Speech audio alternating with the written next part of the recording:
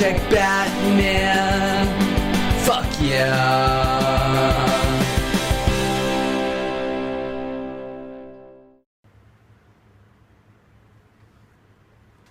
Hi, welcome to Project Batman. I'm Ken. Otto. Sean. And today we're doing stuff. This isn't really Project Batman. I said that on the last thing. This is Batvision. Batvision. Yes. We are Project It is Project Batman : Batvision. There we go. Colon the punctuation mark, not colon the organ. That would just be full of shit. Anyway, what we're doing today is we are discussing the layout for Ra's al Ghul's fortress, which is a huge setting in our film at the climax. Like the entire last act of the film takes place there. We're going to go through that, and we're going to talk a little bit. We have each individually drawn a floor plan of what we think the fortress will look like based on the screenplay and just like the ideas that are running through our head. Without like having discussed beforehand of like what we want to go into it. Just based off of what we know from the screenplay. Absolutely. And so, and after we finish with that, we'll talk a little bit about the Batcave and the research we've been doing. Basically, that Ken has been doing, trying to come up with a floor plan for that.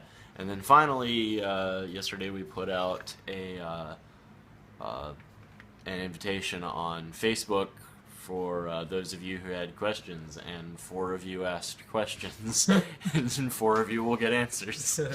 All right. So, how do we want to start this? I guess I'll start with mine. Can you see this, Sean? Yes. All right. Here. Yeah, let's get some light on here. Look at that. There we go. Fucking brightness. Okay, so I did it on graph paper because I can never make anything even. This is from over where Batman enters the climax, or at the end of the animatic that we made, that you can also check out on our channel. This is where he runs down, he goes into the next room, there are a bunch of guards in there. This is the gas room right before coming into the big chamber. And I didn't know exactly how to lay this out. I knew there were different things we had in there. So I have 4 big pillars holding up on either side. There's a Lazarus pit in there, which I thought would be, it seemed pretty epic to have a hallway lead straight to, for him to like build his fucking fortress around. It's all just like leading up to that, at least from this perspective. Here's his, like, I put throne, but that's like basically where he sits, and he has the world map above it and his computers and radio and shit. Over here, I didn't know where to put anything. So here's the mantle where there's some relics of past battles and stuff, mainly the staff from the beginning of the movie is, and then I guess this whole mid space is just good for having shadow guards to tell what to do and for fighting and stuff. Over here, I put an asterisk here. This is scattered around this whole area is scientific experiments in progress, like the mind switch machine and just random war or artillery or defense necessities. And over here is the big, just like windows looking out on the field that where we'll see the smoke rise up from the Abaddon explosion when Talia does that down there. And here is our look at the lab I was trying to do. The entrance is here. There's rows of lab equipment happening. These over here, right here, are stairs. I didn't know how to make that, but it's sort of metal stairs going up to a metal walkway. This square is sort of a command station above the rest of the room, and it overlooks all of this lab equipment. And over here on the side are the big pillars of the different Abaddon ingredients, like Lazarus and the Black Plague. The Black Plague stuff, and over here is the little archive with some crates guarding a storage room where she finds a crate full of time belts. That's basically what I came up with. All right. You addressed some things that I literally just forgot. Yeah. So there's that. Do you want to do yours real quick? Or do you want me to do mine since I first? wasn't able to finish mine, it'll just take a moment. Okay. Can you see it okay? Yeah. Okay, so I did the outwall of the fortress. I figured that would just made it feel kind of old-timey. in a way. I had the main hall here. I figured these would probably be like barracks or rooms, just something to fill it. Outside, I was hoping to do just like grounds. Like I had a training ground here where people would fight and train with the guns and everything. I had the hangar here. Over here, I actually had the map room, the map there, and the big table with the plans. And then here I had the walkway that Batman walks through, and the Abaddon gets pumped in when he has the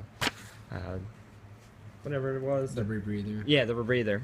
And then here I had the main chamber with the Lazarus pit and the computer for the transfer, some like canisters of Abaddon right there.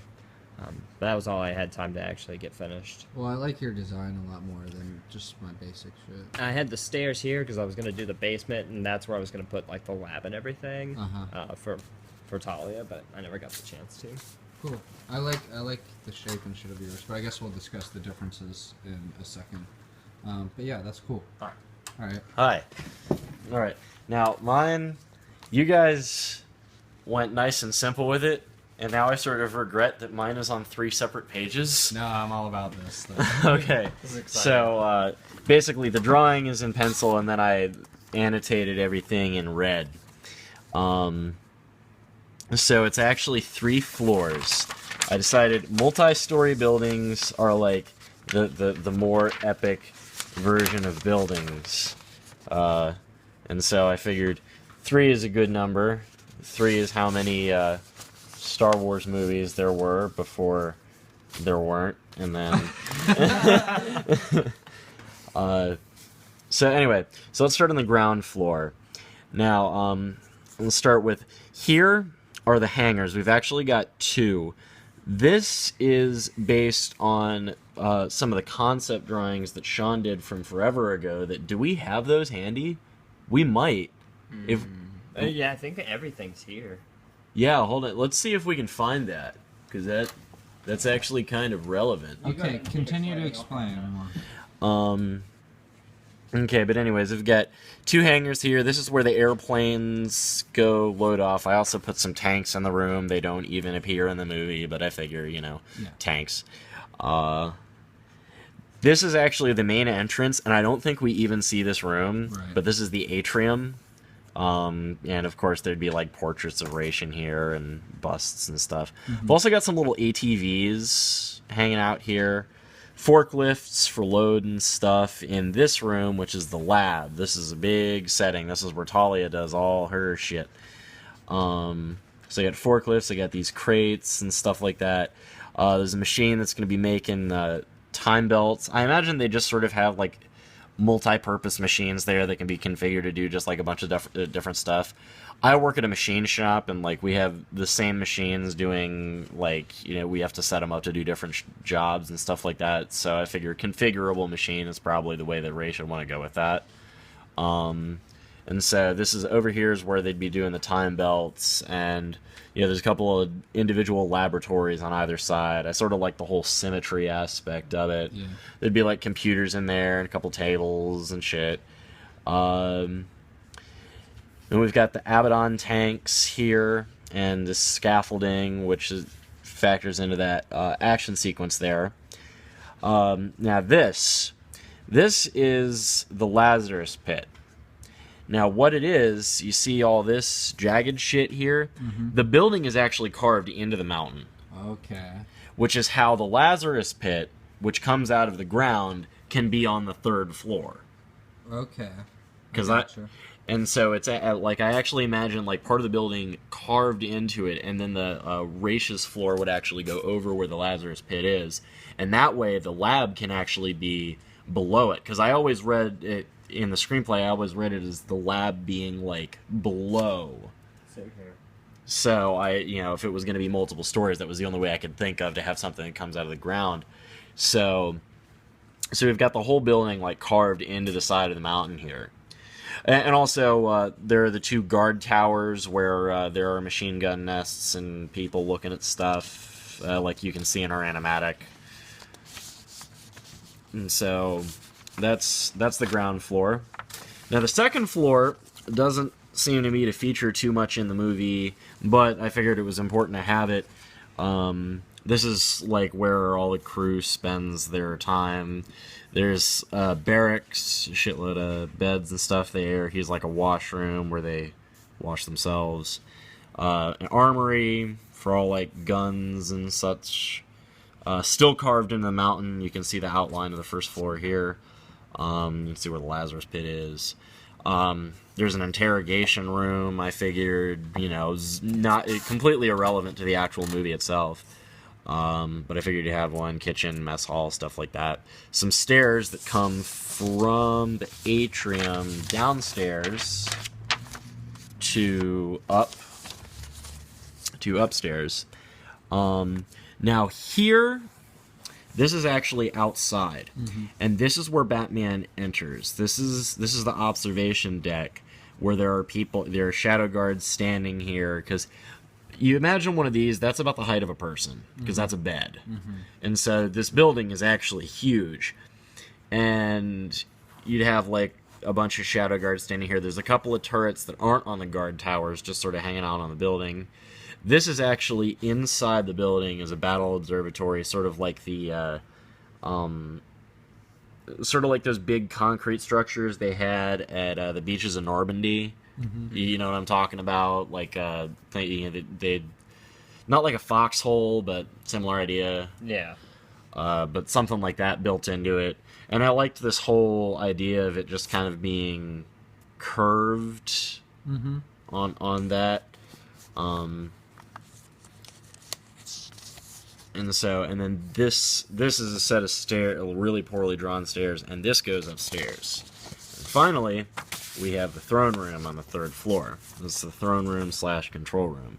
Now, I could not figure out in this layout how to put in that hallway where there was supposed to be things. I figured that the guard fight would take place on this floor. I knew it was going to be rough anyway, and this is by no means a final design. But we figured the gas chamber where Raish would like Abaddon people he didn't want coming into his room. That'd be like a good last line of defense sort of thing. Have that right there. Yeah. Then he's got there's 4 pillars in the room. The Lazarus Pit's sort of just in the center of the room. Then here's the meeting desk where they would where Raish held his audience with the Clock King. Yeah. Which I guess would go in that center area over here that I didn't even consider. Then here's the command desk where Raish talks to people and yells at them. He's got that map of the world on the back of the wall. Some bookshelves there. I drew in his quarters. Here's where the Raish's mind switch machine would be. Nice. And then finally the Abaddon tanks that are in there's got to be the Abaddon tanks in the room. I figured having near that gas thing, that would make sense to have tanks there, and also plot significance. Right. For just having those in the room. And so, yeah, that's basically what I came up with. And see, the previous 2 floors were carved into the mountain, and this one actually sort of goes over top of it. Yeah, I see that. That's cool. Man, I like your design. I like it a lot. But yeah, I think that we can take elements from all of these and I think so. Come up with something that they're like. So let's talk about what do we like about each design. Well, just having seen yours for the first time, I'm like struck by how detailed and how much stuff from the story you thought about, and even stuff from the story that isn't in this, or stuff that's not from the story you thought about and put into yours. Like, that's very impressive, and I love your whole layout and how you envisioned it built into the mountain, and the top floor being sort of like above the Lazarus Pit, like sort of back behind the other two. And with Sean's, I just love your design. I love the way your mind works when I can tell all of that wasn't in your head perfect when you put pencil to paper, right? Yeah. So what I want to see, based off of all 3 of these, is you to just if we could get you, Sean, to take elements from Vincent's, but realistically make it work on a physical scale using graph paper for the different floors. That's my first impression of what we could take from all three of those. What do you guys have to say? I do like the shape of Sean's, or I like the idea of having a shape. I don't know how well a pentagon shape would work for that, but it could work. But I like the idea of having very geometric. So that's a good thing to take away from that. And I thought it was interesting to have it all on one floor, but I'm not sure how well that would work. But yeah, I like the levels. I like levels. But I like the shape idea. That lead to some interesting architecture. But did you find your concept drawing from earlier? Didn't. Okay. Anyways, we had a concept drawing where you drew it sort of old timey looking, it was you searched, what was it? Pictures of Russian houses, things like that. Arkhangelsk architecture. Yeah. So maybe something of that vein, if we could somehow combine geometric shapes with that. I can see that.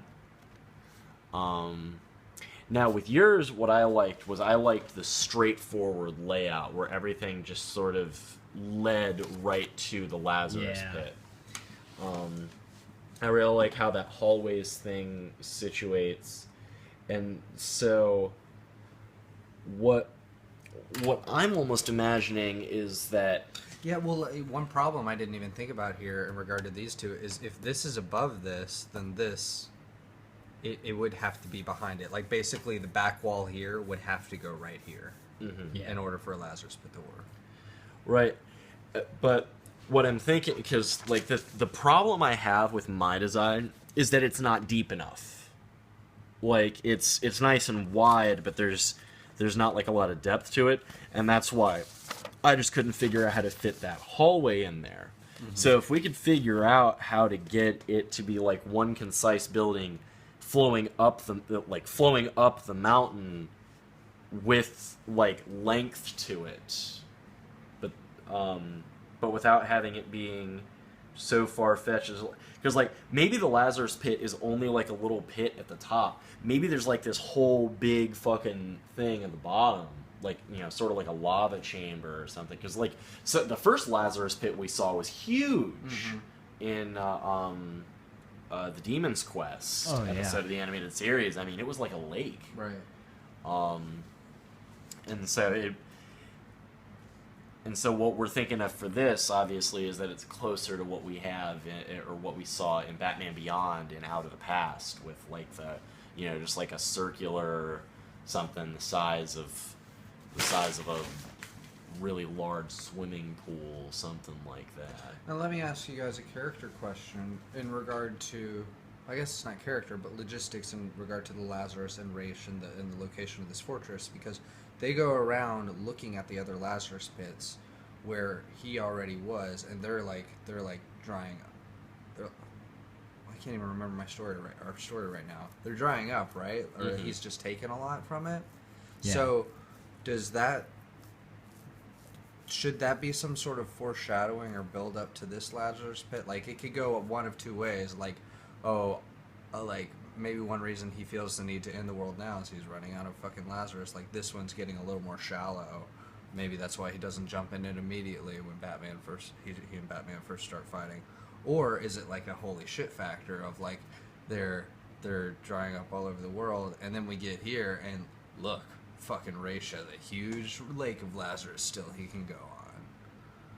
Which one makes more sense in regard to what happened earlier in the story with the Lazarus pits to you guys? I was thinking the latter one, and part of what I thought was going on from just the research that we did was that that Lazarus pits were, they're a geographical phenomenon, or a geological phenomenon that may be transient.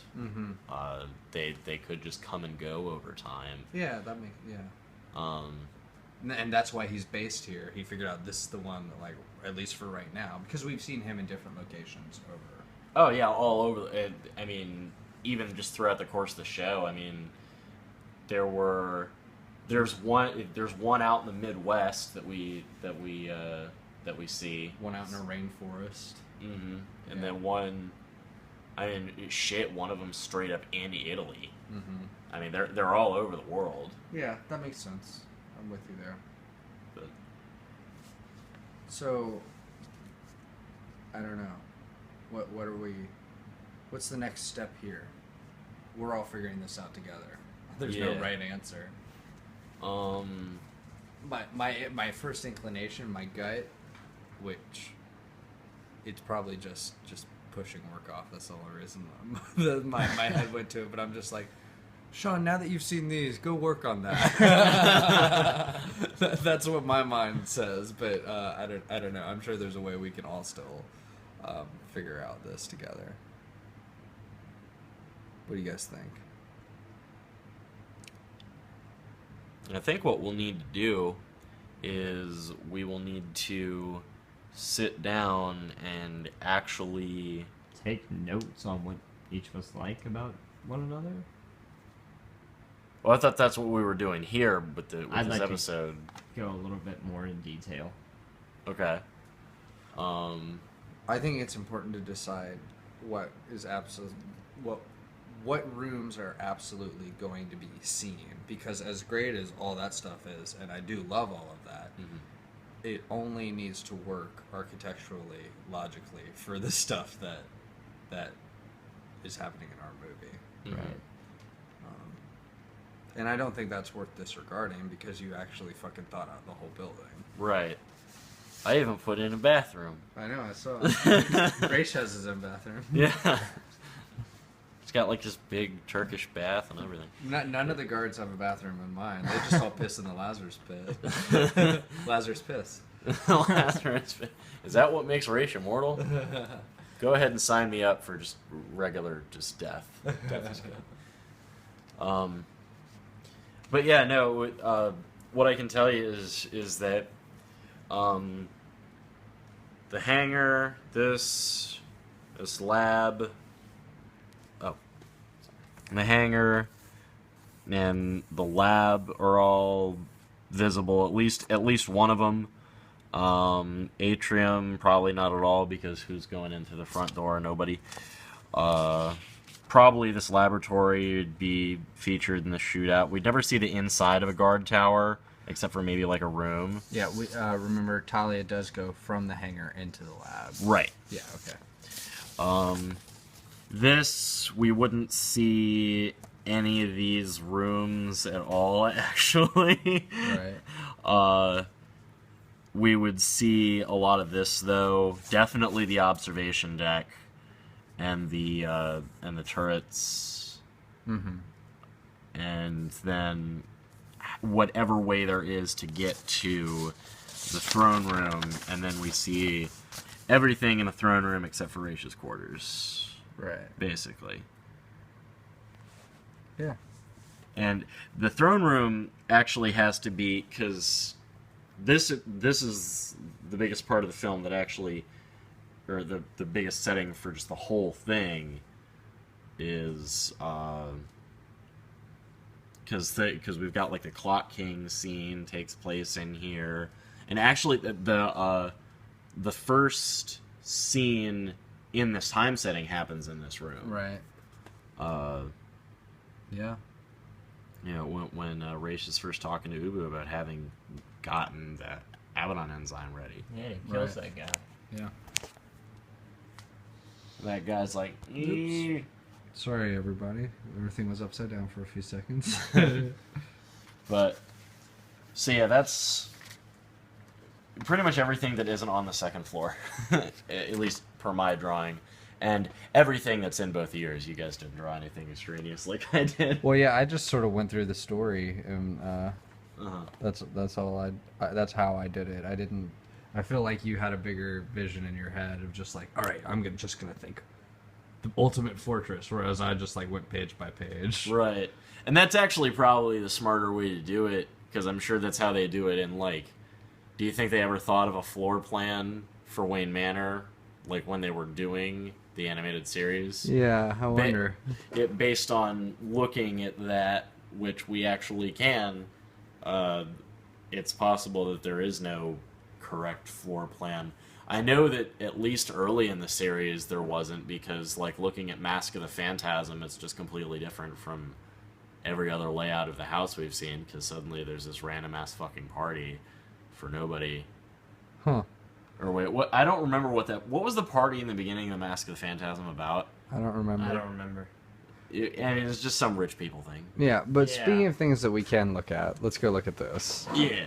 Okay, But so, what we'll have to do is we'll have to sit down and actually together draw a thing. yeah, I'm gonna go ahead and ask you to riff on it, Sean. Okay, Okay. I can do that. All right. Take this, sir. So basically, No signal power down. We'll switch the TV to Sam. No. Okay. so basically, Oh, thank God, we almost died. basically, what this is I went through season 4 of the new Batman and Robin Adventures and the first episode of Batman Beyond. So far, I'm gonna go through the rest of it, just clicking through it. I didn't watch the episodes, but I just saw which backgrounds are going to be used in our movie, what we can take from it, and just get different angles. And it's not really that important, it's just reference point for us, but we're showing the entire process here. So if you want to click on Batcave or something and then bring up a bunch of those, you'll see not that one. Let's start here. But yeah, there's an angle and a different shot. Just keep clicking through them of every part of the Batcave, just so we can get reference. That's where he would obviously be operated on at the beginning. And I found in the new Batman and Robin Adventures that, keep clicking, there's a lot of them, that it's actually pretty consistent. Like, I thought we'd be able to find some discrepancies in them just putting stuff, placing it how they wanted, but in only focusing on the layout of certain rooms, they really had it down of how they wanted them to look by this point in the series. So I don't know how much we want to show or click through, but yeah, these are all just different angles of different settings. And if you want to go back to the other folders, you'll see other locations like Joe's Diner and other parts of Wayne Manor, like the study and whatnot. Holy shit. There are a lot of these. Yeah, there's a lot in the Batcave, believe it or not, in a Batman animated series. Yeah, I can actually this is Old Wounds. yeah, and that shows directly how they lead into the Batcave from the study. So that's all of those. We got What folder we want to do next? we can do maybe Wayne Study or Main Hall. There's not really a lot of other pictures in the other ones. I mean, see, that's so basic, and that's what the room is. And in this room later in Batman Beyond, that's where he has a little TV over here that he'll be watching the news on at the end of our movie. And yeah, see, that's all we have down there for him going downstairs to the Batcave. But And then outside yeah, it's just outside. yeah, that's really all we ever really see the Bat of Wayne Manor in all those episodes. That's how the Batmobile exits the Batcave. This looks like just a wall, and this piece of land just folds up into there, filling that space, which I thought was pretty cool. And then as he drives away, like, that will be the shot near the end of the movie of him heading back towards the bank. Yeah, you see the city. Yeah. So that's that. There's not That's really. a nice shot. Yeah. And then here you see the cave and Batman Beyond, right? Yep. That's it panning across the whole, all of his relics right before he says, "Never again." And This is the big. This is like the entrance, right? yeah. Because right there's the front door, and then see it's a little more detailed in the library in there. Uh huh. Once we get into Batman Beyond, that's where he's watching TV. Well, isn't it in Batman Beyond? Like the clock's visible from the front door, isn't it? Yeah, even in the pilot episode, as soon as the dog runs in, it runs straight from the front door, takes a right at the end of the hall, and that's where this clock is. So is the study is the front door then, basically? Yeah. Like it opens up into there? Yeah, I think the main hall, like this, might be the main hall where Mr. Freeze came and I don't know, the first main shots of the main hall from here were in that Mr. Freeze episode. But... Is this what TVs are going to look like in the future? Like, what is that? Like a 3.5:1 aspect ratio? Yeah, I guess when you're an old, sad man, even if you're rich, that's all you can watch on. Anyway, we're at half an hour. Let's answer these questions. Oh, yeah. Damn, we're half an hour already? Yeah. Okay, so this is what you four Facebook people have finally been waiting for. For the people who asked a question. Alright, so let me find these questions real quick.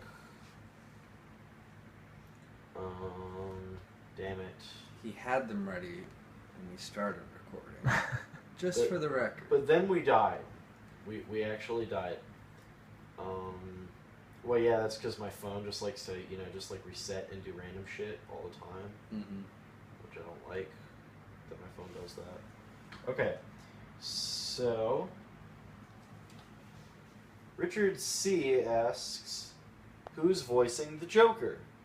That is a very good question. We have actually been in talks with P-Gertz on YouTube to voice the Joker. He's been in one of our videos before, and hopefully we can get a hold of him again. If not, the guy who voices Batman, Alex Walker-Smith, also does a very, very capable Joker. And so we pretty much have a really good Mark Hamill style Joker no matter what happens. Go bug P-Gertz, because originally he was all about it and we haven't heard from him. We keep in like a year. Yeah, we keep trying, but maybe it needs someone else. It's one scene. All we need to do is audio for one scene, and we have it written out. So hopefully that'll happen. But if not, we're taken care of. Tyler Z asks, how is it going? It's going okay. Yeah, I mean, in regard to the project, I wish we had more hands. I always wish everything were easier. I just want to see this movie. In regard to personal life, I'm good. Maybe Sean doesn't want to answer that question, but then better. Sean, you're okay though. You're okay. Yeah, I'm okay. Okay. How's it going? It's going okay, I guess. Okay, next question. Oliver P. asks, will we be expecting a plot twist? Read the screenplay. Yes, you can go to batmanimmortal.com, and from there you can find you can actually find a link to read the screenplay or listen to our table read if you're not one of those guys who likes to sit there and read. You can actually sit there and listen to us just act it out with music and everything. So check that out, and based on that, you can see if there's a plot twist. Yeah, there's it's episode 50 of our podcast, which is Project Batman. You can find it on the website batmanimmortal.com, or just type Project Batman in iTunes, and you'll find it there. Episode 50 is our table read. And yeah, so that's if I don't know if anything. There's stuff in there you could consider a twist, I think. Yeah, there's some surprising moments, I say so. But we're not. The short answer is we're not hiding anything from the audience. Anyone who's been following along in this project knows what's happening. And actually, I think both of these questions are from you guys, because yeah, that's what I thought. Yeah, and so the last question we got here is Ryan H asks, how long will it be? What villains are involved? And how's it coming along? To answer that last question, how's it coming along?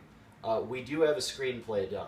Like, the screenplay is written, it's 85 pages, like we said. You can go check it out at your leisure. We're working on storyboarding now, and we're working on, set design, character design, stuff like that. Just little stuff to in preparation for animation, we're also working on voice acting. We've got a lot of really talented voice actors already signed on to this, and we're hoping to get even more people. And if you want to try out and be a voice actor, you can go ahead and email us at weareprojectbatman@gmail.com and send us any auditions you might like. Also, subscribe to our YouTube channel for all videos like this. It's youtube.com/weareprojectbatman.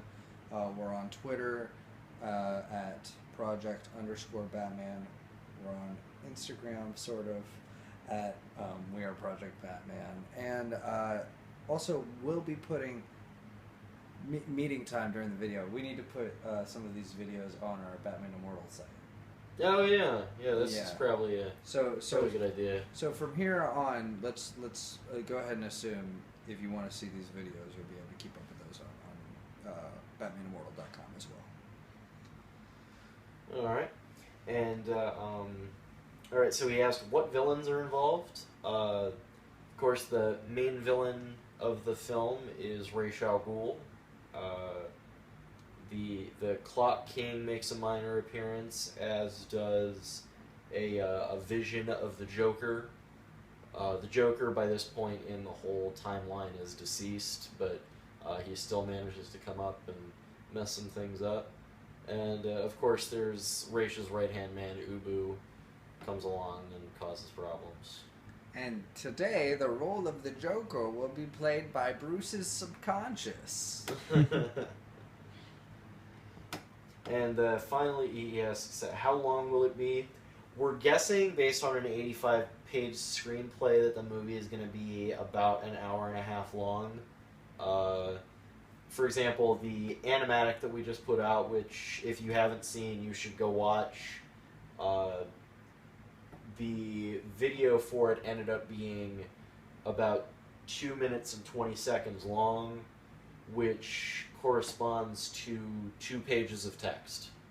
So it's about a page a minute is general rule of thumb for screenplays, and so we're thinking, 85, 90 minutes in there somewhere, maybe a little, give or take like 10 minutes, something like that. But it will be a feature-length movie and longer than any of the previous Batman animated movies, which have all run 70 minutes. Yeah, and if you grammatically meant a different question in the wrong way, the way I originally took it, probably because my grammar sucks a lot of time. How long will it be? ... until it's released. Hopefully by the end of 2015. That's the goal we're reaching for still. That's been the goal from the beginning. It may seem like a long shot, but we're going to keep putting out these videos in hopes that people will jump on board. And who knows, if people jump on board and it's just like, oh crap, suddenly everyone wants to help us out and stuff? Yeah. Alright, this has been our longest episode of Bat Vision so far, so if you've made it this far, thanks for watching. Is that it? Yeah, that's all I got. Alright. Sean, you got anything else? No, that was it. Alright, well in that case, I'm Ken. I'm Otto. I'm Sean. And we are Project Batman. Later.